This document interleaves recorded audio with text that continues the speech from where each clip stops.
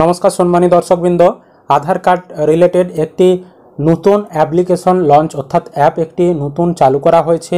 আর আপনাদের সঙ্গে আধার কার্ড রাখতে হবে না বা আধার কার্ডের জেরক্স আপনাদেরকে রাখতে হবে না বা কোথাও আধার কার্ড আপনাদেরকে ফিজিক্যালভাবে জমা দিতে হবে না বা জেরক্স জমা দিতে হবে না। তো খুব সহজেই কিউআর কোড ভেরিফিকেশনের মাধ্যমে আপনার ফেস অথেন্টিকেশনের মাধ্যমে সমস্ত কিছু হয়ে যাবে। কোনো কিছু আপনাদেরকে আধার কার্ড জমা দেওয়া বা ফিজিক্যাল কপি জমা দেওয়া, জেরক্স জমা দেওয়া কিচ্ছু করতে হবে না। নতুন একটি অ্যাপ লঞ্চ করা হয়েছে। এই অ্যাপের কাজ কি, কিভাবে সমস্ত কিছু হবে বিস্তারিত জানাবো আজকের এই ভিডিওতে। তার আগে ছোট্ট একটি অনুরোধ, চ্যানেলে নতুন হলে চ্যানেলটিকে সাবস্ক্রাইব করবেন, বন্ধুদেরকে ভিডিওটা শেয়ার করে দিতে ভুলবেন না, আর ভিডিও ভালো লাগলে অবশ্যই লাইক করে দিয়ে যাবেন। দেখুন, এখানে বলা হচ্ছে আধার কার্ড নিয়ে সব সময় ঘুরতে হবে না, কার্ডের বিবরণ যাচাই ও শেয়ার করতে বইতে হবে না ফটোকপি। আপনার আধার কার্ডের গোপনীয়তা বজায় রেখেই এখন করতে পারবেন এই কাজ।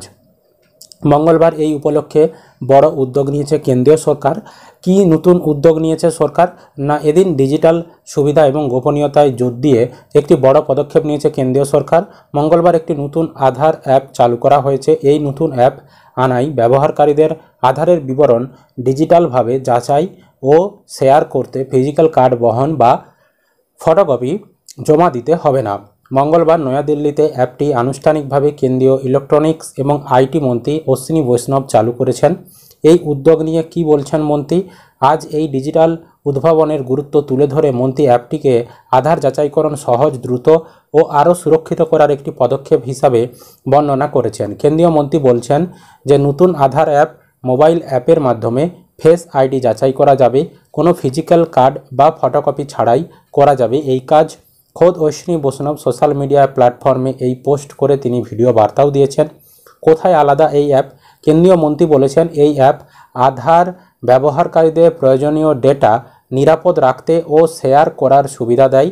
এখন শুধুমাত্র একটি টোকা দিয়েই ব্যবহারকারীরা তাদের ব্যক্তিগত তথ্য সম্পূর্ণ নিরাপদে রেখে শুধুমাত্র প্রয়োজনীয় ডেটা শেয়ার করতে পারবেন। কিভাবে কাজ করবে এই অ্যাপ?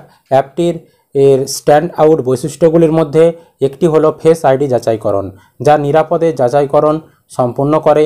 আধার যাচাইকরণ এখন শুধুমাত্র একটি কিউআর কোড স্ক্যান করে করা যেতে পারে, অনেকটা ইউপিআই পেমেন্ট করার মতো। মন্ত্রী লিখেছেন, আধার যাচাইকরণ ইউপিআই পেমেন্ট করার মতোই সহজ হয়ে উঠেছে।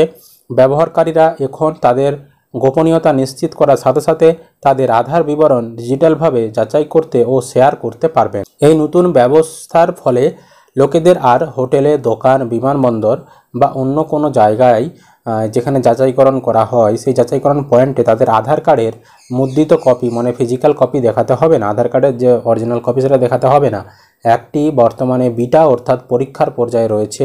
এই অ্যাপকে শক্তিশালী গোপনীয়তা সুরক্ষার সঙ্গে ডিজিটাল করা হয়েছে। নতুন করে এর ফলে আধার বিবরণ জাল, এডিট বা অপব্যবহার করা যাবে না। তথ্য নিরাপদে ও শুধুমাত্র ব্যবহারকারীর অনুমতিতেই শেয়ার করা যাবে। তো বিষয়টা কি জানুন? বিষয়টা হচ্ছে কোথাও যখন আপনি যান, হোটেলে বলুন বা কোনো জায়গাতে ভেরিফিকেশন করার সময়, তখন আমাদেরকে অরিজিনাল আধার কার্ডটা দেখাতে হয় যে এটাই আপনি, এরকম একটা আপনাদেরকে যাচাইকরণের জন্য দেখাতে হয়। এবার থেকে আপনাদেরকে সঙ্গে আধার কার্ড রাখার প্রয়োজন নেই। আপনার আধারে একটি অ্যাপ থাকবে।